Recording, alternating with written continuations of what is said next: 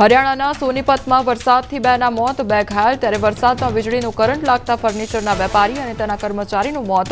વીજ વિભાગની બેદરકારીએ 2 લોકોનો લીધો ભોગ.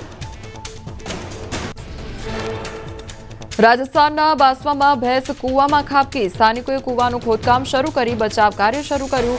જેસીબી અને ટ્રેક્ટરની મદદથી ભારે જહેમત બાદ ભેંસને બહાર કાઢવામાં આવી. માણાવદર અને બાટવામાં ખુલ્લેઆમ જુગારધામ ચાલતા હોવાનો ધારાસભ્યોનો આક્ષેપ. પોલીસ એક દિવસના 70,000 સેક્શન લેતી હોવાના ધારાસભ્યએ કર્યા ગંભીર આક્ષેપ. ભાજપ ધારાસભ્યએ પોલીસની કામગીરી પર ઉઠાવ્યા સવાલ. ધારાસભ્ય અરવિંદ લાડાણીના આક્ષેપ પર પોલીસનો ખુલાસો. જુગાર ટ્રેડમાં નાસી છૂટેલા આરોપીઓનું કારસ્તાન. ફરાર આરોપીઓએ એમએલએને દોર્યા હતા ગેરમાર્ગે. પોલીસની છબી ખરડાય તેવા કર્યા પ્રયાસ. અરવલ્લી સાબરકાંઠા જિલ્લામાં યુનિવર્સિટીની ઉઠી માંગ. શામળાજીમાં આર્ટ્સ કોલેજમાં અખિલ ભારતીય રાષ્ટ્રીય શૈક્ષિક મહાસંઘ અને બંને જિલ્લાના કોલેજ સંચાલકો આચાર્યોની યોજાઈ ચિંતન શિબિર. બંને જિલ્લાની 290 કોલેજોમાં વિદ્યાર્થીઓને જવું પડે છે પાટણ યુનિવર્સિટી. પાર તાપી નર્મદા લિંક પ્રોજેક્ટને લઈ જળશક્તિ મંત્રી સી.આર. પાટીલનું નિવેદન. ધારાસભ્ય તુષાર ચૌધરીએ સંસદમાં ડીપીઆર રજૂ કરાયા હોવાની વાત કરી. કહ્યું, આદિવાસીઓના હિતને નુકસાન થાય તેવું ક્યારેય નહીં બને. ભ્રામક વાતોથી દૂર રહેવા કરી અપીલ.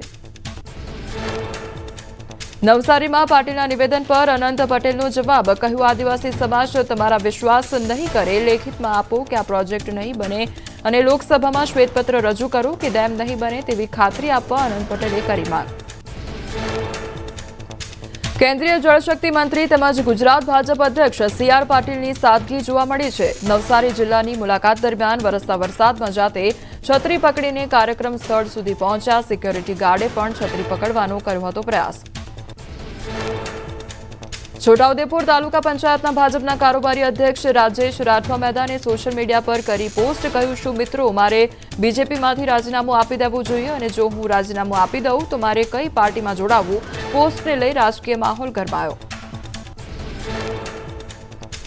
સ્વતંત્રતા દિવસની ઉજવણીના ભાગરૂપે સુરતમાં ભવ્ય તિરંગા યાત્રા યોજાશે. સીએમ ભૂપેન્દ્ર પટેલ, કેન્દ્રીય મંત્રી સી.આર. પાટીલ તેમજ ગૃહ રાજ્યમંત્રી ઉપસ્થિત રહેશે. તિરંગા યાત્રાને લઈ શહેરને દુલ્હનની જેમ શણગારવામાં આવ્યું. સુરતમાં ડુમસ રોડ, કારગિલ ચોક, પીપલોદ સહિતના રસ્તાઓ તિરંગા લાઇટોથી ઝળહળી ઉઠ્યા. યાત્રામાં 20 જેટલા અલગ અલગ બેન્ડ, ટેલેન્ટ આર્ટિસ્ટ અને ટેબ્લો પણ જોડાશે. વાય જંકશનથી લાલભાઈ કોન્ટ્રાક્ટર સ્ટેડિયમ સુધી યાત્રાનું આયોજન. દ્વારકા ભાણવડ તાલુકાના ટીંબડી હેલીપેડ ખાતે મુખ્યમંત્રી ભૂપેન્દ્ર પટેલનું સ્વાગત. બરડા વન્યજીવ અભયારણ્ય ટીંબડી ખાતે વિશ્વ સિંહ દિવસની ઉજવણી નિમિત્તે પધાર્યા મુખ્યમંત્રી. તો વન અને પર્યાવરણ મંત્રી સહિતના મહાનુભાવોએ કર્યું સ્વાગત. સૌરાષ્ટ્રના 11 જિલ્લાઓમાં વિશ્વ સિંહ દિવસની ઉજવણી અને રાજ્યના 11 જિલ્લામાં 35,000 ચોરસ કિલોમીટર વિસ્તારમાં સિંહની અવરજવર નોંધાઈ. વર્ષ 2007થી 8 અત્યાર સુધીમાં ગીર, દેવળિયા અને આંબરડીમાં 9.61 લાખથી વધુ પ્રવાસીઓએ કરી મુલાકાત. ગીર સોમનાથ જિલ્લામાં ગીરના ગામોમાં વિશ્વ સિંહ દિવસની ઉજવણી. શાળાઓમાં રેલી યોજવામાં આવી. વિદ્યાર્થીઓ સાથે શિક્ષકો અને ગામના આગેવાનો પણ રહ્યા હાજર. જંગલ બચાવો, સિંહ બચાવોના નારા લાગ્યા. બોટાદ શહેરમાં વિશ્વ સિંહ દિવસની ઉજવણીના ભાગરૂપે યોજાઈ રેલી. સિંહ માસ્ક સાથે બાળકો રેલીમાં જોડાયા. ત્યારે વન વિભાગના અધિકારીઓ અને શાળાનો સ્ટાફ રહ્યો હાજર. સિંહ સંવર્ધન માટે લોકજાગૃતિ ફેલાવવા કરાયો પ્રયાસ.